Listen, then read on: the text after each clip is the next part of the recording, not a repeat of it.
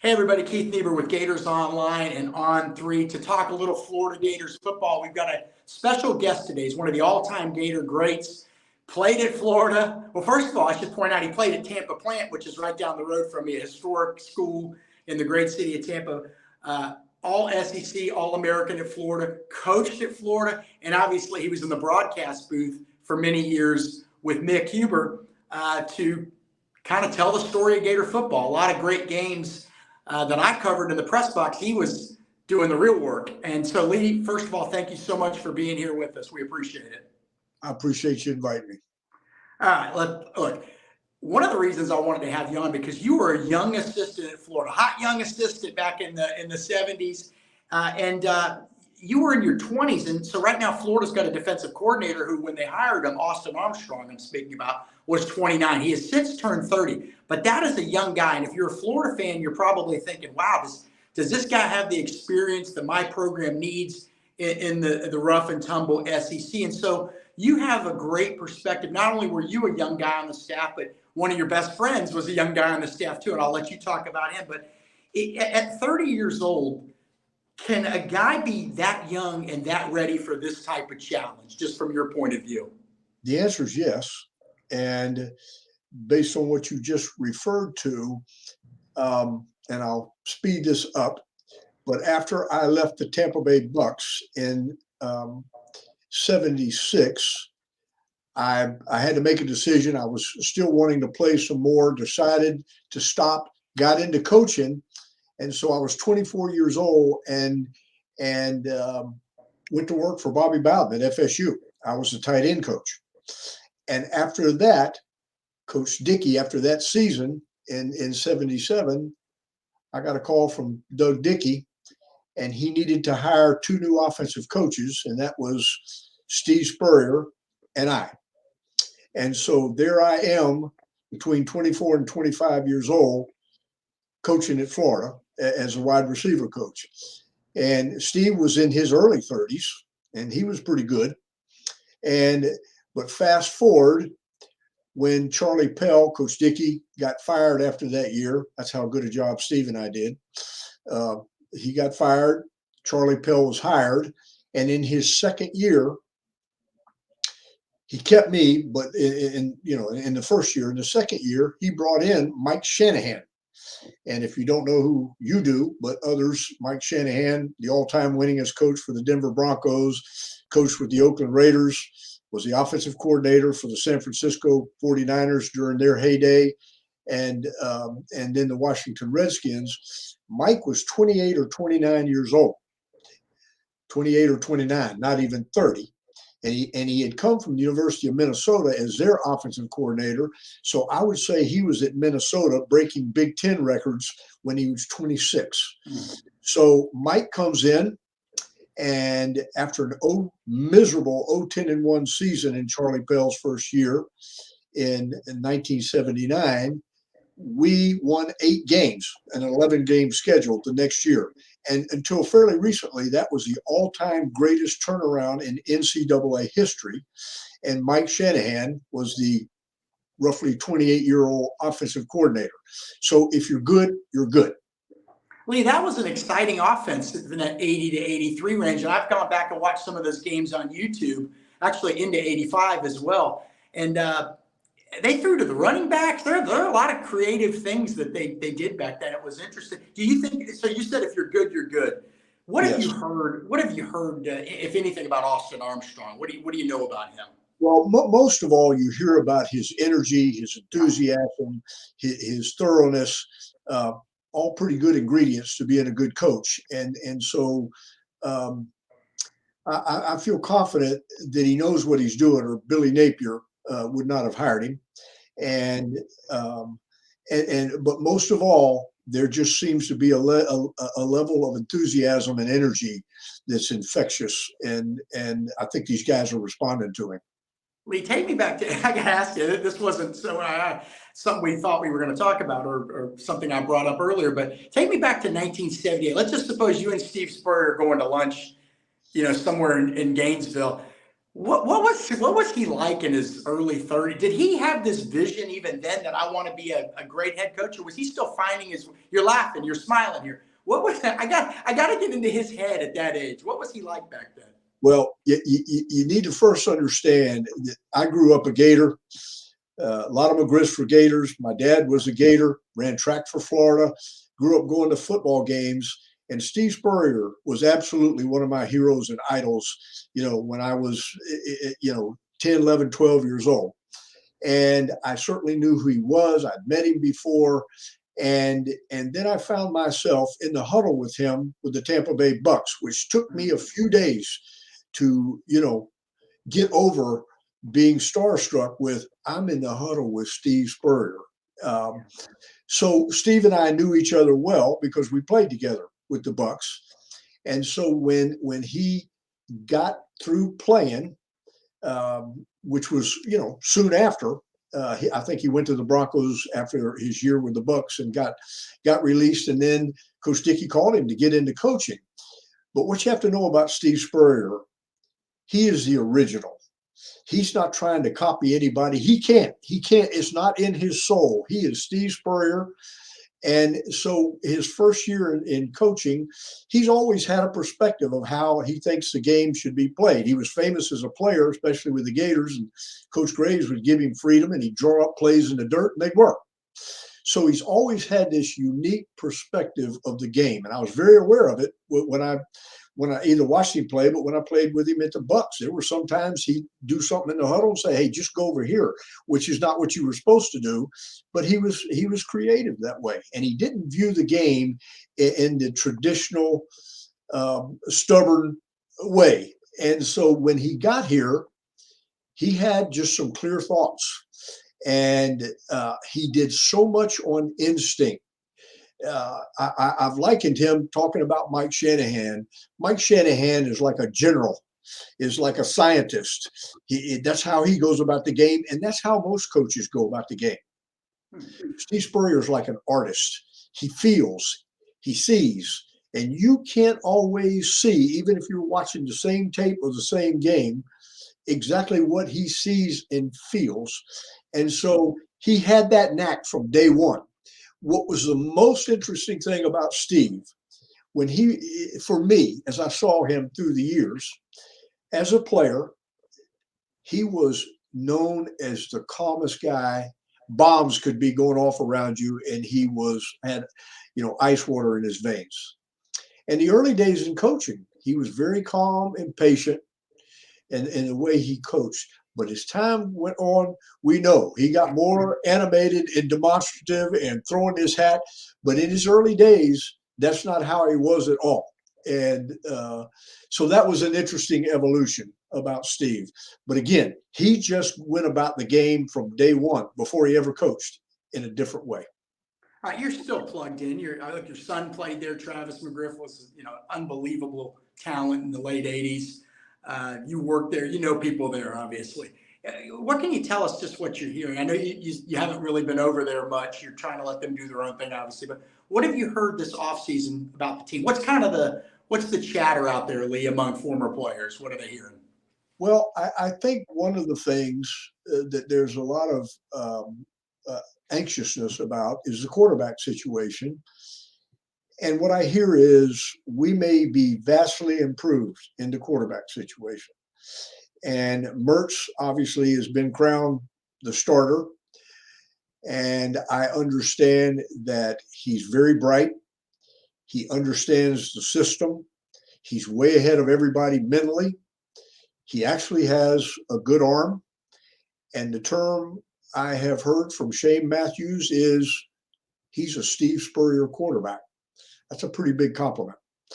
So I think the quarterback the quarterback situation, a guy that's going to work the system efficiently is going to be a great improvement. And I know there's all the hype about Anthony Richardson and his talent, his physical gifts and all of that. And that's great. But Tom Brady, I think, still has the all-time worst measurables in the combine in the history of the NFL combine. But he played quarterback good.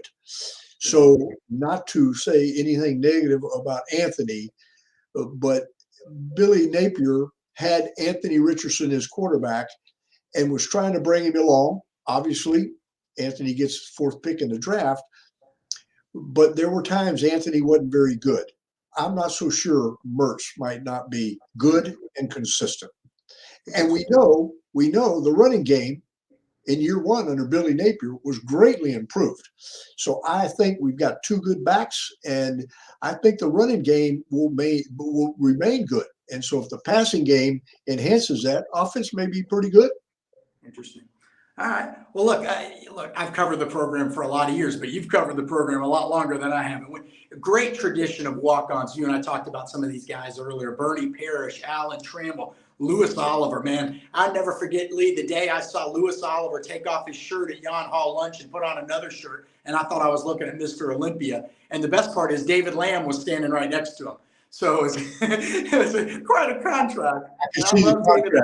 And I love David Lamb's show back in the day. Kerwin Bell, Chris Doering, so many great ones. But there was one first walk-on to become an All-American. How do I phrase this right? The first walk-on at Florida who became an All-American, and that was you. And in fact, your two big seasons in Gainesville, one season you averaged 20 yards a catch, and I think the other one you were right there as well. Correct me if I'm wrong, Lee, didn't you have the big 2-point conversion or the big touchdown catch to beat Georgia in 73? Was that the November to remember? Anyway, unbelievable. We couldn't begin to list all your accolades here. But let's talk about walk-ons in general. And this is, so yeah, we forget about them. But in this new world, Lee, where kids go in the portal after one season, and also we're seeing, and again, I just covered Auburn for 10 years. They brought in kids from no-name schools that were little-known recruits that shot up. They skyrocketed. They worked hard. They developed. So there's always that chance that there's going to be the next great Lee McGriff out there. And I'll give you an example. Right now, a kid that we've heard good things about, Anthony Rubio, a freshman running back from Miami Beline Jesuit. Fast young guy, 5'9", 170. But Lee, what advice would you give someone like Anthony or any walk-on the team or any program right now? How do you kind of navigate that time when you're probably not feeling like you're one of the guys just yet? What advice would you give somebody like that? And that's a great point. Probably the toughest thing is, one, if a guy decides to walk on, he's got some confidence in himself, because when you're a walk on, you don't get a lot of love. And the message is that you're not good enough to get a scholarship. But a guy that decides to walk on, at some level, he's got enough confidence to go try it anyway. But the fact is, and as we talked about, I did it for a living. I was a coach. Coaches don't know everything. And a lot of times fans and young guys coming through high school, they assume that coaches know. They always know what a good or a great player is. They don't. They miss. And just like you described Lewis Oliver when he took his pads off, and you looked at that guy, and then you saw him play, didn't it beg the question, how did they not think this guy was good enough to get a scholarship? Well, he became a great player. The coaches were dead wrong about Lewis Oliver, and on and on and on. So one of the things you have to be good with in the early days of being a walk-on is you got to know that they don't love you. You got to know that they don't intend you to ever play. So you have to kick down the door. And while you do that, you have to embrace that and take that challenge on. And it has to be a mission to you. If you're looking to get love and encouragement as a walk-on, emotionally, you're going to fall apart. So the biggest thing is you have to know and embrace it. They're kind of against you. They want your body out there, but they don't really think you can do it. And that has to motivate you, not break you. Well, that's good stuff there. All right, we got a couple more questions with Gator great Lee McGriff. Lee, I love talking Gator history, and it always blows my mind that some younger reporters, let's say, they don't like to look at the media guides like I did and go back and look at the year by year and realize, back in the 60s and 70s, you weren't playing West Texas State. You had 10 legit games every year. And that determined, obviously, a lot of why the records weren't always great because of the challenges you play. But the best teams in Florida history that maybe nobody's ever heard of, that nobody talks about anymore, to me, it's got to be 1975. Finished 9-3, but 9-2 in the regular season, Lee. You had Jimmy DeBose at running back. You had a stout defense. Really, the defense was stole the show, allowed only about 11 points a game. Don Gaffney, I believe, was the quarterback. I think he might have split with Jimmy Fisher. But that team lost to NC State by 1, coached by Lou Holtz at the time. Kind of gave that game away, led late, fumbled, and lost to Georgia 10-7, one of the more heartbreaking losses in Florida-Georgia history, the famous Appleby to Washington game. So you take away a 3-point loss on an 80-yard play and a 1-point loss at NC State, and you've got an 11-0 team that wins the SEC. To me, that may be the great team that nobody ever talks about. Do you have one that comes to mind? Well, and I'm with you. And it's kind of interesting, Keith, that people kind of learned about the 60s great teams of the Steve Spurrier or the John Reeves, but that's because Steve Spurrier became the head coach of the Gators. And so people would reflect on and he was a great player, won the Heisman Trophy. So they would reflect on his 65, 66 great teams that almost pulled it off. And then the 69 team, the 60s were rejuvenated in history because Steve became the head coach and he was a player in the 60s. But in the 70s, 74, 75, and 76 were really good teams.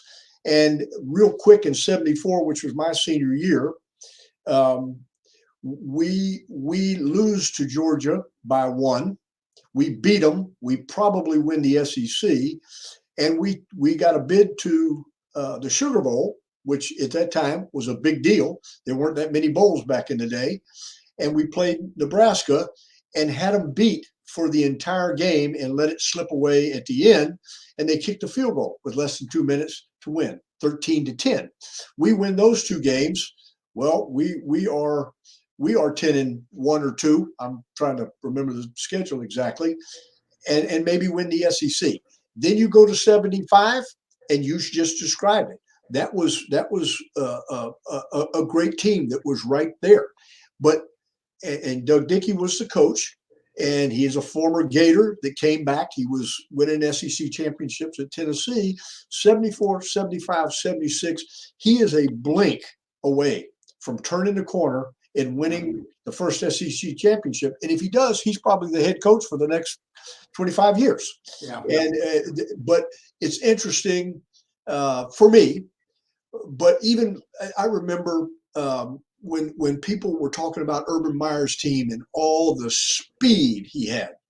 And I would tell Mick Hubert when we'd get in those conversations, I said, Mick, I've seen this before. The teams I was on with Doug Dickey, he was enamored with speed too, and we had track teams in our backfield, just as fast relative to those times as anything Urban Meyer ever had, and so it was just a blink away, and then of course in the 80s with right after Charlie Pell was fired, and I just blanked out the head coach who took over as the interim.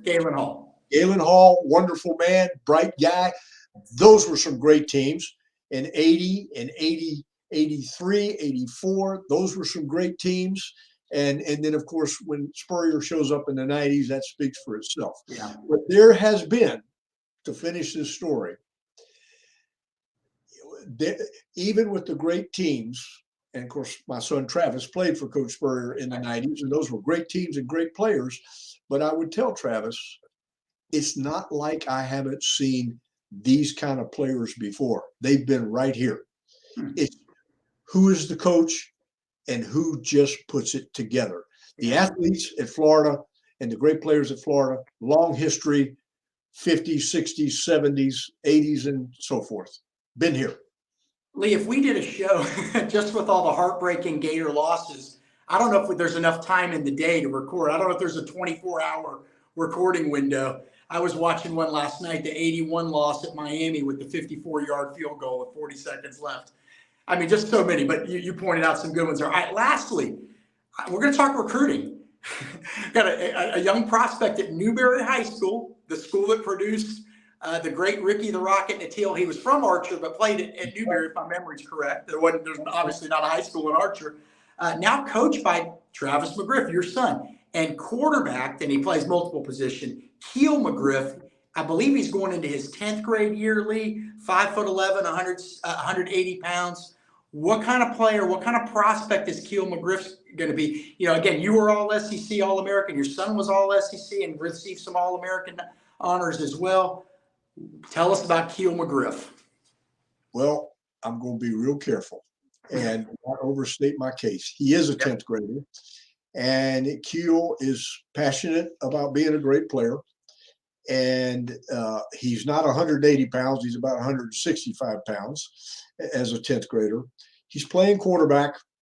He's doing really well. He threw for 2,000 yards last year and 18 touchdowns, and played defensive back, had three interceptions last year.